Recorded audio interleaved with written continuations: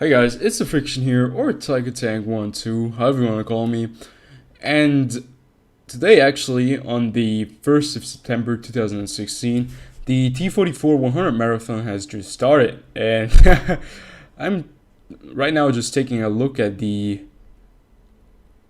requirements to get this tank for free, and they're quite ridiculous. 150 kills in every nation, and 150,000 damage in every nation.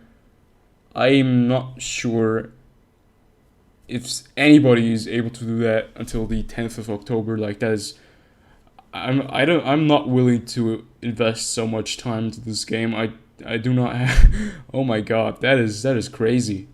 That is really crazy. So yeah, sorry about that. That was just my thoughts on the new mission that is rolling out right now. You don't have to do the mission, but if you want to have a free tier 8 medium tank, well, you can try, obviously, but it's gonna take a lot of time, and a lot of effort.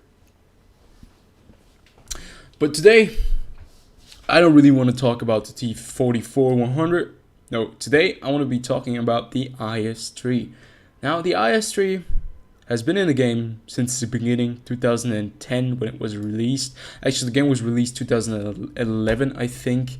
That is when it went out of the alpha stage or the beta, and everybody was able to sign up for this game. That's when I signed up. I signed up, I think, on the 24th of April 2011, 27th of April 2011. So yeah, been there since the beginning, actually. And the IS3, yeah, has been there since the beginning as well. A tier 8 heavy tank. Now, when I started playing this tank, or this game to be more specific, since I unlocked this tank like 2 years later, like 2013, I unlocked this tank. When I started playing Wolf Tanks, this vehicle here, when I was a tier 6, a tier 4, or even tier 5, really destroyed everything. It wrecked every single tank that was tier 7, tier 5, tier 6, tier 8, and even tier 4, since back in the days, matchmaking was a little bit different. You were actually able to play tier 8s at tier 4. Like, it was crazy. You had all kinds of stuff. There was an M3 League going up against a IS3, or even a mouse going up against like a M4 Sherman. Like, that was the world of tanks back in the days. Now we all complain about matchmaking, but I think back in the days it was a little bit worse. So yeah, today we're just gonna take a little look at the IS3 since 5 years have passed. And the question is this tank still the beast it used to be? We have now 1, 2, 3, 4, 5, 6, 7, 8 nations. That means every single one of those nations has heavy tanks up to tier 10, and every single one has a tier 8 heavy tank that is a counterpart. If we look at the American tech tree, you have the T32 and even the T34, which is a premium tank. The premium tanks will not be included. You have the T32, a tank with amazing turret armor, 105mm with nearly not enough penetration, 198mm. I'm not really keen on the gun on the T32, but otherwise a fairly nice tank. Like I think what you would call a heavy tank. Not the best maneuverability, but great turret armor and even very good armored or angled hull armor. This is my only tank with three marks of excellence. I can show you that real fast. I'm very proud of this tank. And it's, in my opinion, it's very strong at tier 4 tier. Like, tier 4 tier, this thing is very powerful, especially if you get to the right spots. Moving on, you have the Tiger 2 and the VK4502A. Then you have the IS3 with its counterpart directly on the other side, the KV4. A tank that couldn't be much more different than it already is. This is truly a heavy tank. While the IS3 is a mixture of a medium tank crossed with a heavy tank, the KV4 is really, really heavy. It's slow. It has a massive amounts of armor. It's angled. You know, it's like a box tank, and it has a very nice 107mm gun, which is the SIS-24 with amazing pen and very nice average damage. Then we have the British with the Carnivore. The French, I've never played the Carnivore. The AMX 5100, a complete different tank. I mean, this is just an autoloader and was added later into the game. I think 2012, late of 2012 or 13, beginning of 2013, the French tanks were added, and the AMX 5100 was very different. No armor, amazing gun, 5 rounds, no, six rounds in one clip. A real pain in the ass, to be honest. And the Czech line does not have any heavy tanks. I completely forgot that. Then you have the Oho. I played against this tank, massive amounts of armor, terrible gun, and the 110, which comes closest to the IS3. Now, there's a lot of competition if you look at the IS3. A lot of competition, it's old tier. So is it still the tier 8, the king of the hill, the one heavy tank that can rule them all? Well, I would say we better take a look at its firepower and at its survivability and its other statistics. What does make this tank so special? Well, first of all, let's take a look at the tech tree. How do you get to the IS3? Well, small tiers, you have some different possibilities to get to the IS3, but you need to go through the IS line. Like, at least you need to get to the IS. Now, you can either go through the medium line and then switch over to KV13, and then from the KV13 go all the way to the IS, or from the heavy line like the T46 to the KV1S to the KV85. Now, the KV1S used to be a pretty much like the biggest beast in the game when it was tier 6. Oh, actually, you need to go to KV1 and then to the KV1S. This thing was an amazing tank back in the days. Then they replaced it with the KV85, and you all know the story. The KV85 is not bad, but it's not the same as the KV1S, but they obviously needed or had to nerf the KV1S. Then to the IS. I liked the IS, but it was just not the tank that I expected.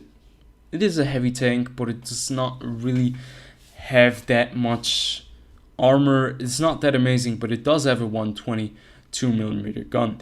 Now, starting from the KV85, all Russian tanks have the same 122mm gun.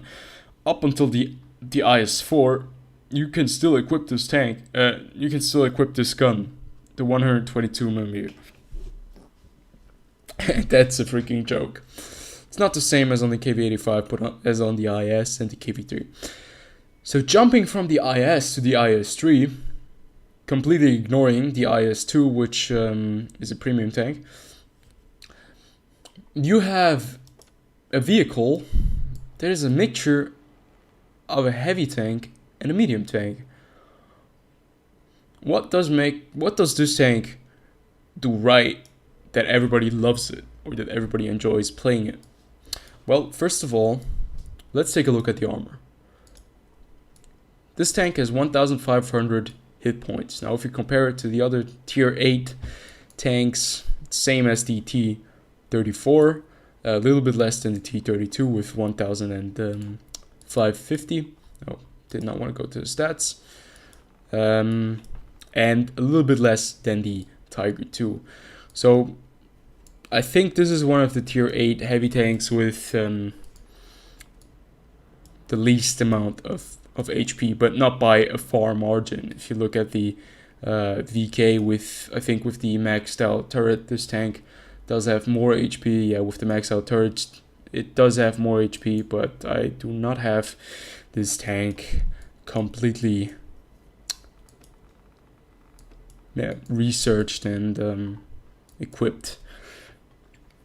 Now 1500 HP is not bad, but if you're facing tier 10 tanks, for example the Grill or the T124, the T123, the Jagdpanzer E100, one shot and you're gonna lose half of your HP or even more, considering the Jagdpanzer E100 or even the FV215B 215 183. That thing can just one shot you if it comes to that. The hull armor, well, nothing special. 110 millimeters up front, 90 millimeters on the side, and 60 millimeters on its rear.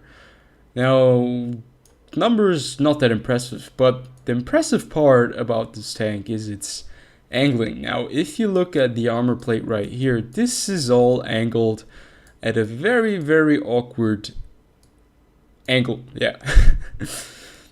There is a lower plate which is vulnerable to shots, but then you have this pike nose armor which is very special to the Soviet tanks. I mean, the IS-7 has this as well, and the IS-7, you guys know how difficult it is to get to the IS-7, and the IS-3 is just a tank that is very similar in a lot of aspects to the IS-7.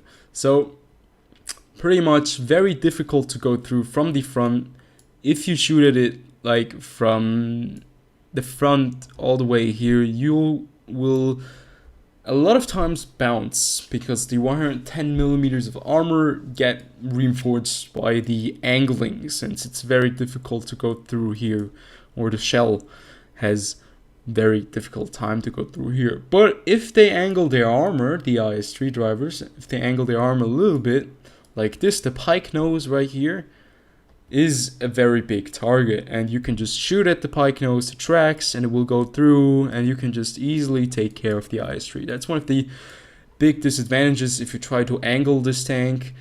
Don't angle, just always look at them from the front. You just have to be careful, like if they cannot go through your pike nose up top, they maybe can go through your lower plate, so you have to be careful about that. Hide that at all costs, but don't over angle so that they can shoot you from the side right into your tank here at the pike nose. Since 110 millimeters of armor, if a tank has more than 150 millimeters of pen or 170, they can go through there easily. The side armor on the Soviet heavy tanks is something very special in my opinion. A lot of spaced armor up top, and then you have here the 90 millimeters that they actually proclaim to have. Now this up here is a very, very stupid zone to shoot because of the spaced armor. Now if you have more than 150 pen or something like that, if you're running the, let's say the, I have to find it here, 7. If you're running the Tiger P, you have no problem with penning the side. If you're running a E25, you might have difficulties going through the side right here because this is spaced armor. 60 millimeters on the rear, and this is actually also angled, so if you have bad luck, it might bounce. Now the king on this tank is armor-wise is the turret, 249 millimeters up front. There's almost no way you'll be able to penetrate anywhere here or here, except if you hit the cheeks right here, or maybe here. This is gun mantle already. You might be able to go through or hit the turret ring. I'm not sure. I've been penned a lot of times in different weird spots, so I can't be for certain. Now on the side, 172 is also very good. Don't shoot the side turret except if you have high enough pen and it's really a flat angle, like you could shoot this part right here. If it's flat, if he turns the turret, do not shoot the turret. You're gonna bounce almost all the time. 100 millimeters of armor on the rear. It looks nice and flat, so yeah, you can go for that. The weak spot on this turret is actually very small, but if you're a bigger tank, if you have a higher profile, for example the Tiger II, you can actually shoot down on top of this to this tank and shoot its cupola. Now this is one of the things that a lot of people didn't know back in the days, but now I think it's It's a well-known fact that you can actually penetrate the turret right up here. That made this tank such a beast for a very, very long time, since people were just panicking. They had no idea where to shoot this tank, how to deal damage to it, and they were just very frustrated. And that's the reason why a lot of people wanted to get this tank, because it was very powerful. So another very powerful part of this tank is the gun. We have not talked about the gun yet. It's a 122mm gun. It's a tier 9 gun on a tier 8 vehicle. If you compare it to the tier 8 American heavy tank, it is a tier 8 gun, which is also on the T29, and it's not nearly as powerful as the 122 on the IS3. Now, the 122 here has a standard shell penetration of 225mm, all the way to 265 if you're running APCR. The aim time is very long, but if you have a good crew like me, or if you have improved ventilation, you can get that down to about 3 seconds, even if you run like here premium consumables like extra combat rations and all that kind of stuff. It has very long reload time of about 11.2 seconds, but for this caliber of gun at tier 8, I think it's totally worth it. It's one of those tanks that's just so much fun playing with this gun, because you can really shoot targets at your tier or even above your tier and pen them without a problem. So it's very easy to shoot things. Your armor is not too bad. What about the mobility? Well, this tank does need to have some drawbacks, right? Well, actually, mobility-wise, this tank is fast. Traverse speed 33.85 degrees per second, and the speed on this tank. Now I have to check where's the speed. Top speed 38 kilometers and 15 kilometers reverse speed. Now this is great. I mean, for a tier 8, this is great. It does have good traction to the ground. Ground resistance is great on this tank. And all in all, I think this is one of the vehicles that it's a perfect representation of the IS line. It's super powerful. And I think what better way to show you that than to get you guys some gameplay. And we're going to do that right now. The game I've prepared for you guys is a tier 10 match. And it's on the cliff map. One of the maps that I do enjoy quite a lot.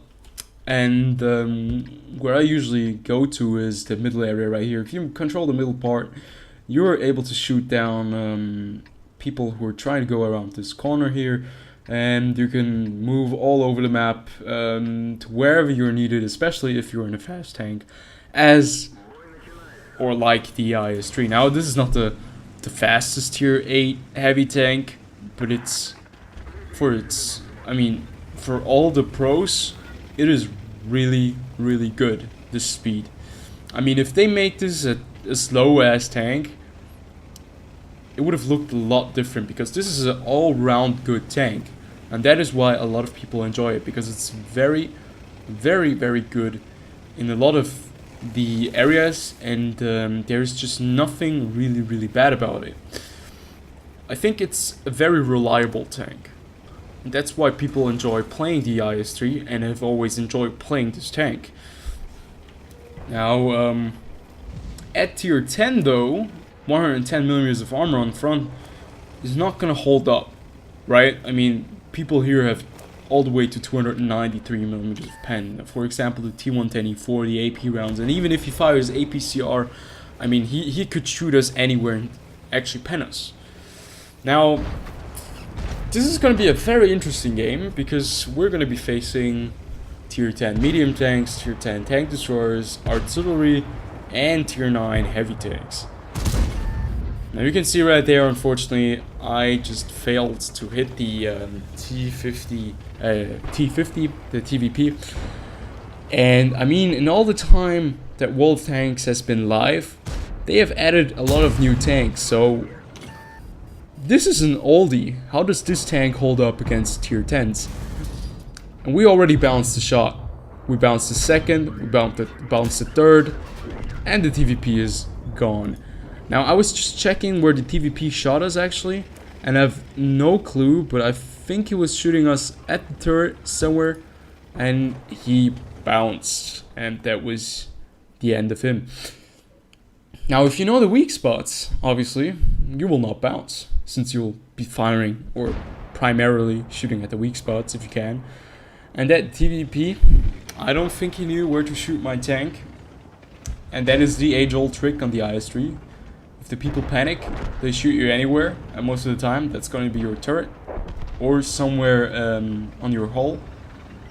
And if you angle it, or if you face them correctly and have the turret turn towards them, well, a lot of the times they won't go through you. And you can see right here the 122mm gun going through the grill. Obviously everybody can go through the grill since that thing has no armor. But you can see the rolls. The standard rolls are about 350, let's say about that. It should be higher actually since it's a 122mm gun. I think it should be actually about 390, but it can go all the way to 480 or something like that.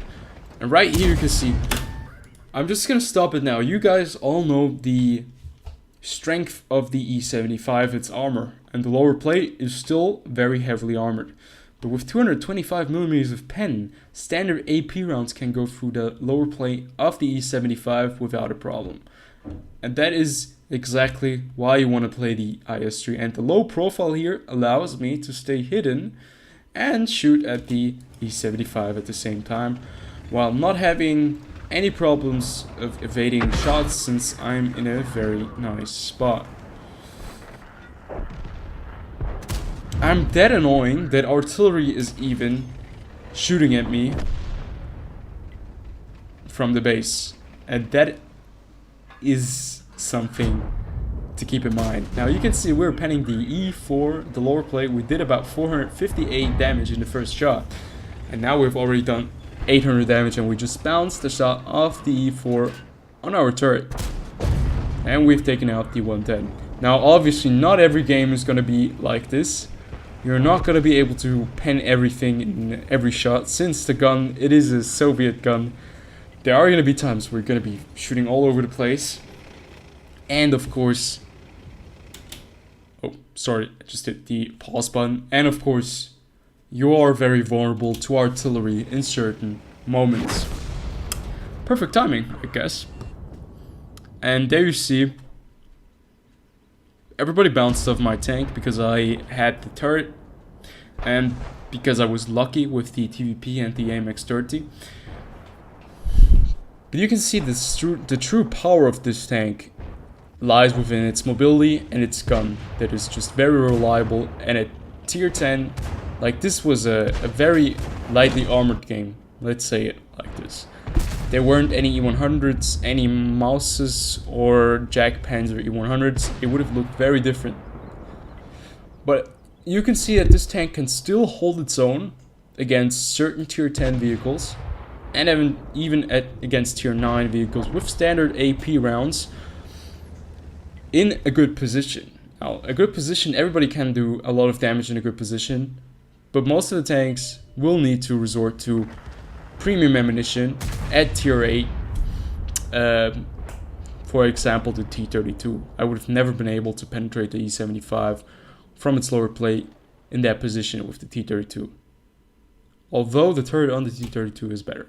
Now, the final verdict, in my opinion, is that the IS3, no, even after 5 years, is still the king of the hill at tier 8. At least for the tier 8 heavy tanks. This tank is still, I think, the best tier 8 heavy tank in the game. And if you have never played it, and if you are thinking about getting a new, going down a new heavy tank line, and you want to have fun, and you're coming from the medium tank line, I think you should really check out the IS line. Because this thing, or the IS tanks, are just the symbolic tanks of power. I think you can brawl, you can dictate the combat with these things, and you can be all over the battlefield because of the mobility that you have and the gun you have. So it's just one of those lines that is really, really attractive for almost all kinds of players, right? So I hope you guys like this kind of commentary style gameplay, and if you did, please drop a like, subscribe, comment, whatever, and I'll see you guys on the next video.